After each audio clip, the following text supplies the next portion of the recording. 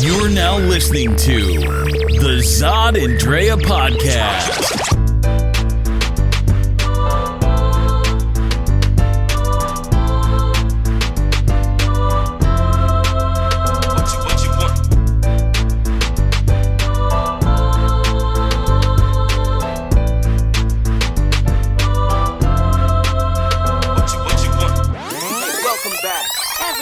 Episode 68 is about to begin. All right, we're about to start this off. The Zod and Drea podcast has begun. So, we're going to get into it real quick, but if you guys haven't had a good weekend, we had a really good one. I don't know if you guys got to see the movie It. We're going to discuss it, and but we have somebody here, not me, but someone else is on the microphone who's scared of clowns. Terrified. And of course, we saw American Horror Story before that, and that's what really freaked her out. But we went and saw It this weekend. Actually, we saw it nice and early on Thursday before it all really came out, and had a good old time. And props to my sister Victoria and her husband Matt for joining us and being able to handle the screams and shouts. Yeah. Well, considering Victoria added to it, she was funny. I mean, hiding from the screen, like Matt sitting up straight, and his back was straight. He's alert. He was alert. He's like, they're not gonna get me with these scares. Oh man, so yeah, we had a good time. That was fun. Of course, all the DACA kids, the DACA dreamers are out there, and shout out to all the people who are, giving their time and their energy, and a lot of them for free. A lot of the attorneys for free who are, just devoting so much time to them so that they'll be able to stay in this country longer. And we're going to post on our website too some other things that will be going on in the community to help raise funds and for these kids, because again, they have until October 5th. I think it's October 5th. The deadline then for continuing the DACA applications, but we'll keep you updated on where you can contribute. Yep. Okay, so let's get into this. Of course, like I started, we saw It, so the movie review is going to be It for this session. It is It. And if you haven't read our review on it, make sure you go to zodanddrea.com to read the review. What's the second thing? Second thing is we're going to talk about voter registration in Arizona. It's the politics part. Yeah, we're going to discuss that. In case you aren't out there doing your thing, we want to make sure we urge you to do so. And of course, the final and the 15-minute segment that we're going to be talking about is divorce settlements. Are men treated unfairly? This will be fun. This will be a lot of fun. So we have a lot of Hollywood examples, but we also got statistics. You know how we come. We always come with it. So we're just wondering, are men treated unfairly, or is it just a myth? So, let's get into it and talk about It, the movie. Oh my gosh. All right, so we went into the theater, no expectations. Of course, the only expectation we had was the Tim Curry version, which was the 1990 version, Stephen King adaptation of his book, It, which was a miniseries that came on. Now, of course, anybody who lived at that time just knows what the clown looks like. It was like, oh my God, this was a scary series, and Tim Curry was crazy as Pennywise the clown, who's really a demon. It just looks like a clown, but he's a clown, and of course he does. He looks scary. He looks crazy. That's not the type of clown you want to see, waking up in the middle of the night and walking to the kitchen. And you open up your refrigerator and it's like, there's Penny. You don't want to see that. I don't want to see a clown ever, okay? I just don't. I don't need to see one in my house. It is not welcomed anywhere near me. I'm sorry to those that maybe do clowning for a living. Don't come near me. Just don't. And hide all your red damn balloons, because I'm going to punch you in the face. So, of course, the red damn balloons that we're talking about is with this new movie, which is the 2017 version of It, which stars Bill Skarsgård as Pennywise this time around. Now, what I really do like about it is the fact that Pennywise has a whole new look. So he still has a white face, whatever, and I'm not sure about the book and how they define him, how Stephen King defines him, but I love this look, this clean look. And when so there's a little kid in the beginning who's, he's with his brother Bill, who's a stuttering maniac, and, Bill's playing sick. Stuttering maniac, poor kid. he stutters. And, of course, Georgie wants to go play with the little wax boat that he makes because it's raining outside. So, one of the things that we did as a kid was the same thing. We didn't have any wax. These kids were real fancy. But, you put it in the water and it goes to the drain, whatever. So Georgie gets, distracted because he bumps his head, goes into the drain, and boom, who has his boat but Pennywise the clown, who's just happy and who's just in whatever. the sewer. Why are you gonna talk to anybody in the freaking sewer? Now the whole thing about it is this dude is in the sewer, and what I really liked about it is how he was almost manic. The clown was even just talking about popcorn. He's like, pop, pop, pop, pop, pop, pop, pop, pop, pop. Then he just stops smiling like, yeah. And then his eyes turn color? Yeah, his eyes turn to this yellow color, and it's like, Georgie's like, all right, I'm not sure if I like you or not, but I really just need my boat back, dude. Unfortunately for Georgie, Pennywise took advantage of him. Yes, he did. Yeah, he did. Took advantage of him. And of course, the story continues on about a year later, I think, where Bill is missing his brother, obviously. And then they're trying to figure out the whole story of what's going on in Derry, which has a 6 times the rate missing people count, considering the national average. Now, I read the book long time ago, right? And I barely remember some of the pieces of it because it was really scary to read because, it's Stephen King and his writings are, excellent. But what I do remember and was carried on with me was the story about Pennywise and what motivates him, why this entity is even around. And that's what freaked me out because I already had a phobia about clowns. Like, even when I was a kid, I went to a circus. When my parents took me, I think I was like 5 years old, a clown came out to me. I was like, get away from me. I don't like you. Never went back to a circus again. Never did because I do not like clowns. I mean, it's a painted face adult. Right. And that's what I remember having that conversation in my head was like, why are you hiding? Why are you hiding behind this mask? Why are you hiding behind this makeup, you weirdo? Because he's hiding behind your closet. And then reading about... Behind your bed. And then reading that book, I was like, yeah, that's why I don't like clowns. Because this guy's just weird. Weird and kills people. But what I loved about this movie was the whole camaraderie of the boys and the kids and the girl and I'm gonna tell you, this movie's funny as hell. And that's what helped me with my fear was the funny parts. Like the funny parts are really freaking funny.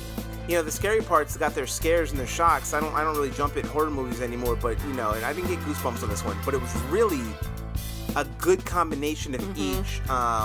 And if you have 80s nostalgia, you have 90s nostalgia because of the Tim Curry version, and if you Stand By Me and The Sandlot and some of those other shows, like those other movies. Goonies. The Goonies. It was such like a Goonies theme. It was definitely that.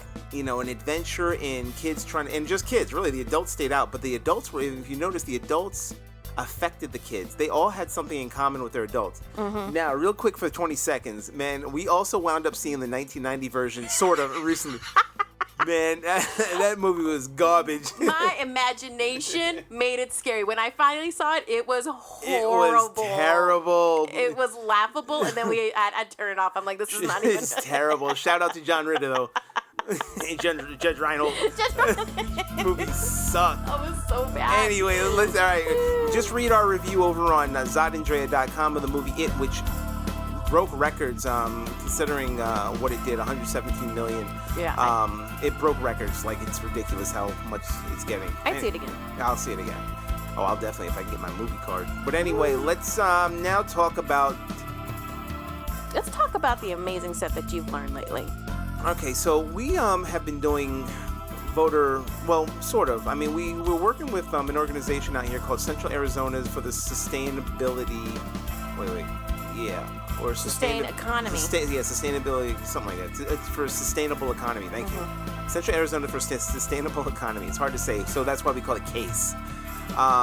Shout out to Murphy and Athena and Representative Athena Salmon. But we have been going out and trying to not register yet, more or less, but trying to get some people who will join us as team members to build up a team so that we will be able to join with CASE and register new voters. Register new voters, but also re-register certain people who don't have the mail-in ballots. So we're trying to get it so that it's easier for people to vote, number one, but also people who haven't even thought about it or who are indifferent about voting will be able to do it. And of course, this Saturday we wound up having a training session with CASE, and it was really good. And what I learned was that the new demographics that are being focused on when it comes to changing the outlook and the political outlook of a community now. And it's the age group between, oh my gosh, I want to say it was 19, so it was like 19 to about 35, right? And it's single women, also mothers. So it's in that category. And I forget what the acronym's called. They have a funny acronym for this new focus group. So what they're finding in Arizona and especially Maricopa County, that this is a predominant group that is really open to ideas, and they are more issue based more than political based. You know what I mean? So it's what they're looking at is what issues affect them, and of course it's healthcare, education based. And I think there was a few other topics, and that when they surveyed, they found that these issues were really important to them. And it's now focusing on how to get those people involved. No matter what political arm you're in, it's getting you involved. This thing is nonpartisan, because all we're trying to do is we're just trying to register voters. So, like, the one thing I want you to do is, if you are interested in actually joining this team, anybody who's listening that's in the Phoenix area, and I don't care if you're in Glendale or, Chandler, wherever you are, and you want to get involved in this, just hit me up at zodandrea.com and just let me know. Otherwise, if you're online, hit us up on at facebook.com/zodandrea or Twitter, do a DM. I don't care how it is. If you want to get involved in this and change the state blue, because we're talking about, do I have to go over what we've been doing in the state? And the fact that we are 48th in the country when it comes to education, the Blue Lives Matter law that they signed in, protecting cops, as if cops need protecting from citizens. Considering how many, who gets killed more, cops or citizens by cops or citizens? In our public health care system, access is being cut. Every year their budget is being cut. So I think they're cutting Medicaid again for, I think HSCCS, whatever, it's being cut as well, where I think it's something like if you don't have a job. Arizona is now one of the states where if you don't have a job, you can't get access. You won't get Medicaid. You won't get any Medicaid, so you have to have a job. And the purpose of you being on Medicaid is you don't have a job. Like think about this. So what we're trying to do is we're trying to change the state blue just through voting, and trying to build up a team. If you want to be on my team, if you want to be on our team, really, Team Zod and Drea, call it what you want. Well, you're completely even. You're on our team. Just again, Zod at zodandrea.com or Drea at zodandrea.com. However you want to hit us up, just do it if your interest is really truly there. And you don't want to just sit around, because those who just keep on sitting around are going to allow this state as well as the country just become more of what it already is right now. And again, it's not candidate focus. No, it's not candidate focus. This is literally just reaching out to the community. It's knocking on doors, getting people interested. So, it makes a lot more sense for you to do this. So if you're interested, please listen carefully.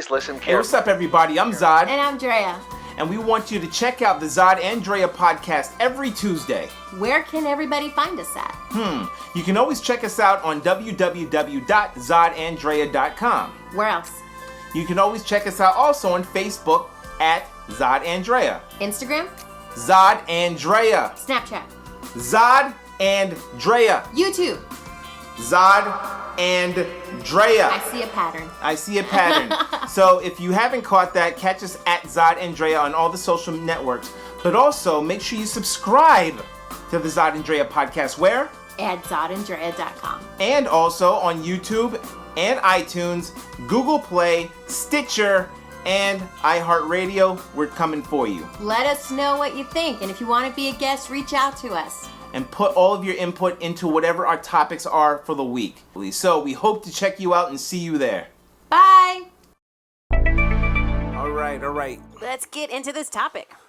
All right, so of course the topic is divorce settlements. Are men treated unfairly? Now, you may have seen some of the things in the news where, somebody winds up divorcing, a couple winds up divorcing, and then all of a sudden, the woman is pretty much rich. And the guy gets screwed. Well, and you've got shows now dedicated to that. Like what?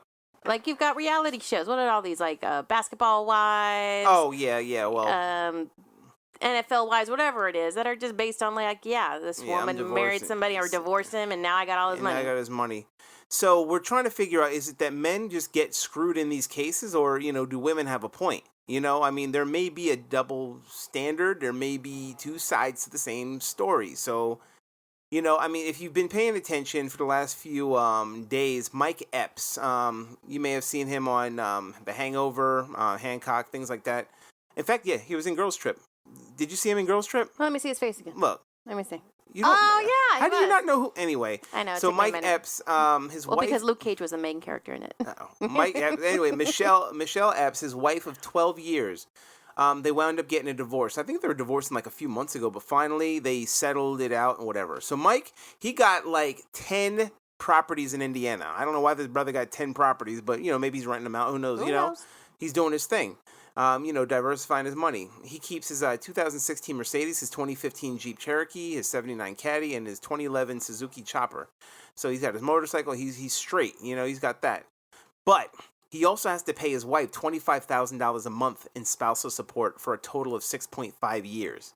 Now, I added that up, and it was $1.9 million he has to pay her over that course of time. Now, I figure, okay, if Mike keeps doing his thing, let's say he's getting a lot of work. Let's say he gets $500,000, for whatever he's doing, and he gets 4 movies. Okay, cool. That's pretty much hers. So he just has to keep working. But is it really proper for him to have to pay spousal support for a total of for what? I mean, here's the thing: is if she remarries him, he stops paying. Right. That's usually the case for spousal support. And I would love to know how many wait 6.5 years to make sure that they get that dough. Mm-hmm. Like I'm single and I'm ready to mingle, but I'm not ready to marry until 6 years, 0.1 days. So, but there was no children? No, he does. So he also has to pay $15,000 a month. So this is also an addition too. Oh, wow. He has to also pay $15,000 a month in support for their 2 kids, and he's also footing the bill for the private school. So this is from TMZ. If you haven't seen it.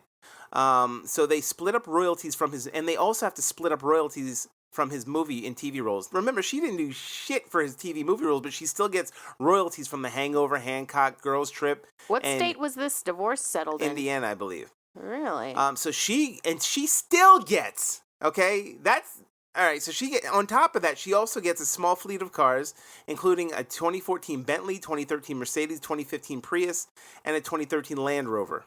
And they will sell their family home and split the profits. So she is getting paid. Now, I don't know. Now I'm going to go with the opposite side. Right, I don't know if she was with him for a long time. 12 years. 12 years. So was that before he became famous and he was Mike's been doing it for a minute. Okay. Mike's been 12 years? Shit. I don't know. Maybe they were dating that long. But no, Mike's been with her for a minute. He's been with her for a minute for like 12 years. But in the business? But in the business, he's been like it's funny. The Hangover came out. Can you believe The Hangover came out in 2009? Really? Can you believe that long ago? So think about it. Mike Tyson's been back in the game that long now. That's when he was fat. Yeah, fat Tyson. Fat Mike. Look at it looks like according to IMDb, he's been acting since '97. Oh, I remember 3 Strikes. He was the crack. And Next Friday, he was in Next Friday. Next Friday. You didn't tell me that's what I was saying. That was in 2000. So he's been doing it like since then. So I mean, 12 years ago is how long ago? That's 2004, 2005, 2005. So let's say 2005. He had some things. That's when he was in Roll Bounce and the Boondocks. Remember Roll Bounce. Yeah, so he had already been established by that point. So he's already been established. And she still gets why does she get a good chunk of his change that's just it. Continuing on afterwards? So that's the whole thing. Is it just him, or do men usually get screwed out of that? You know what I mean? Mm-hmm. So I know you had something of the opposite. You had a couple of the opposite of where the women got screwed. Yes. And speaking of that, I have a personal story. Nobody wants to hear your story. Yes, they always want to hear my stories. All right, go ahead, tell your story. So I was divorced at 27, right? Married for 7 years. When I got divorced, I was 27. I wasn't making a lot of money, nor was my ex-husband. It ended up, because we didn't have any children, I end up taking some of the debt, like a lot of the portion of the debt. So, do I have a story with it? Do I still feel a little bit of like, man, I had to clean that shit up and he couldn't even help me? Yeah, I got a little bit of resentment for that, but I took care of it, right? So when I do see when women are getting paid a little bit, I do have to cheer them a little on because I really don't know what the backstory is. But Right. some of these awards are really ridiculous. But going back to some of the women that are forking out a lot of dough. One of them that just recently is having to fork out $16,000 a month to her baby daddy is Halle Berry. She was not married to Gabriel Audrey, but they were together 5 years and they have a daughter. She has to shell out in child support to him 16 grand a month. A month, 16 G's. You know, man. 16 G's. And again, not even married to him. Then I forgot about this story. Remember back in the day when Jennifer Lopez was married to her when she was married to her backup dancer Chris Judd? They were married for 9 months. No kids, right? Married less than a year, and he got $14 million out of the divorce. $14 million.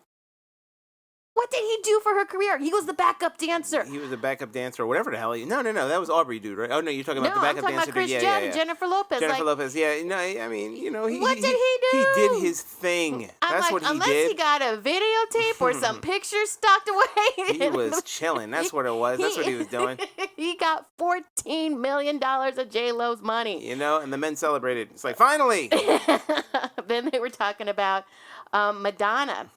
She paid out to her ex-husband, Guy Ritchie, $92 million. That's crazy. And what's crazy is Guy's got a career. He's got a very successful career, right? Like, that's good. And probably has a better one now. Yeah, more. And I think he's remarried though right now. So I don't know if he still gets some of this money, but unless it was just a sweet check he got. But $92 million Madonna had to pay out to her baby daddy and ex-husband for being married then less than 8 years. So, I mean, yeah, you're evening it out. But remember Nas, if anyone remembers rapper Nas and Khalees, his ex-wife, when they when they divorced, people were like, yo, what in the hell? Yeah, let's talk about this. This was crazy. So, Nas, this is back in 2011, but TMZ again had said that his spousal and child support payments had been reduced by half. Thank God, for him. So I guess they went back to court because it was on some ridiculous number. But still, he's required to pay Khalees $20,000 in spousal support. At least then. I mean, hopefully they've, this is like 6 years later, so hopefully something's happened. But $20,000 in spousal support, and just over $5,000 in child support every month. So $20,000 per month she gets, and $5,000 for the child. So he had convinced the judge that the soft economy had hurt him, and he was not, he wasn't able to pull the cash like that. So this is which is true. Everybody got hurt because originally he was supposed to pay $51,000 for monthly child and spousal support. What? $51,000 a month, a total of over Who is this? Her attorney? I want to know who they are. A total of over $600,000 a year, and the figure was bumped up from a court mandated amount of $40,000 per month. Like, some of these people, it's like, I'm not saying, I'm just saying, it's like, come on, is this really, like, is it men that are just getting murdered? Is it just men? But I do want to talk about some of the reasons why they say. Okay, what are the reasons? So, they say despite the common perception, this is from theatlantic.com, they said despite the common perception that women make out better than men in divorce proceedings, women who worked before, during, or after the marriage see a 20% decline in income when their marriages end. Mm-hmm. It's interesting. That I could see. But then it says the research also found that men, meanwhile, tend to see their incomes rise more than 30% post-divorce. So, meanwhile, the poverty rate for separated women is 27%, nearly triple the figure for separated men. So, what they're saying is they have the divorce proceedings alone can pose a serious, financial burden to people. And according to Divorce Magazine, the cost of divorce varies wildly from as little as $8,500 to well over $100,000.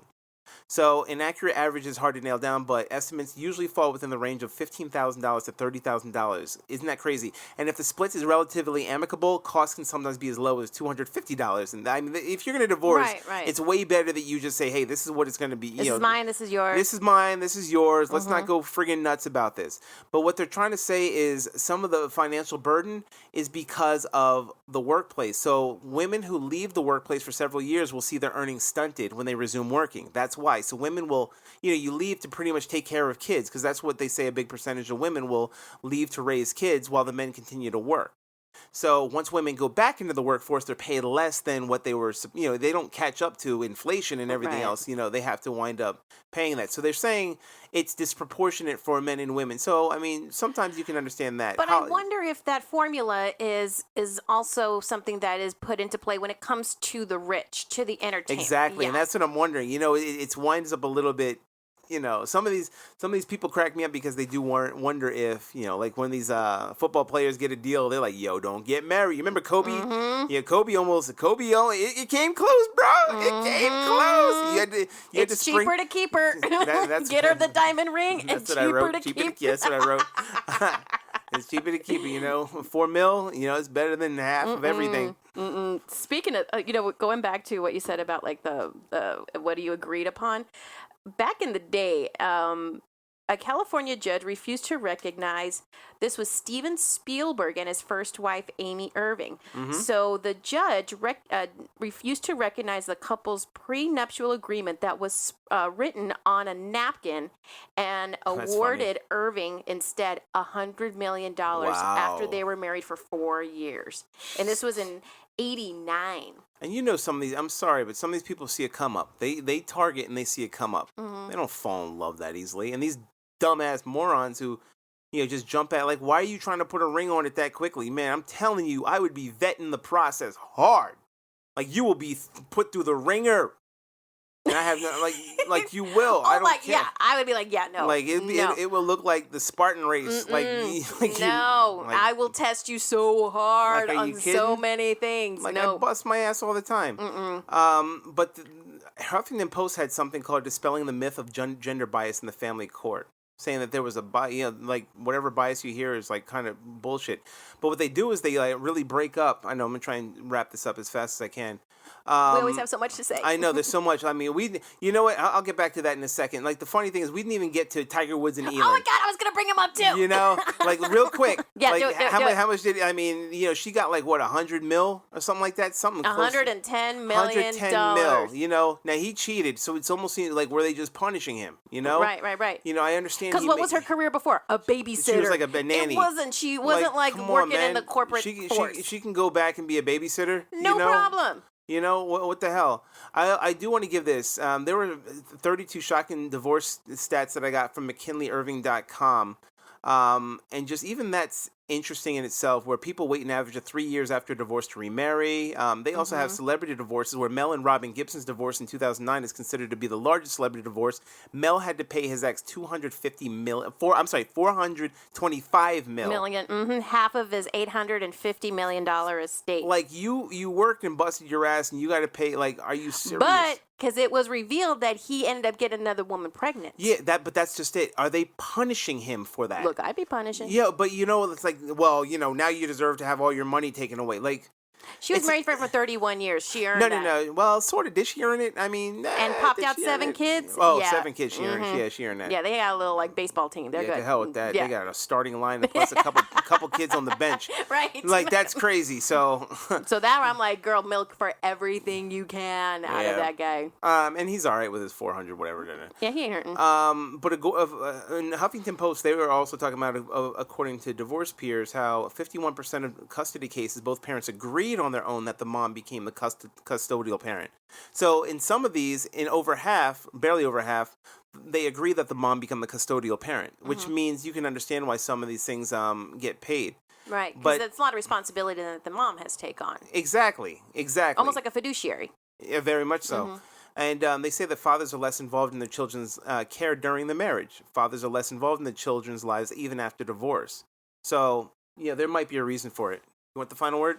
I'm just saying, like, whatever you got going on, agree before you get married on how things are going to be divvied up. You never know. You might come up and up, but just take care of yours and take care of each other. And I'm telling you, like, you can go on this forever. I mean, see how quickly this goes? But if you want, check out some of those websites, because they have some really interesting things about, divorce rates and what people are getting. But a lot of these guys, they still, like Hulk Hogan, he got murdered. But Mary J. Blige also got murdered. Oh, we didn't get to talk about her. So real quick, she had to pay her estranged husband $30,000 in temporary spousal support. So we'll see. Anyway. Pobrecito, he can't make another album. Whatever.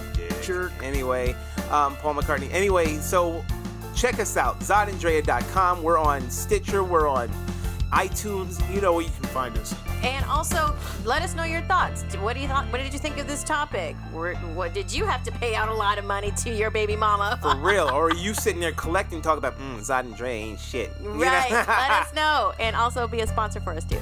Yeah, be a sponsor for us. We're a divorced parent. We got a lot of money because we're a good service.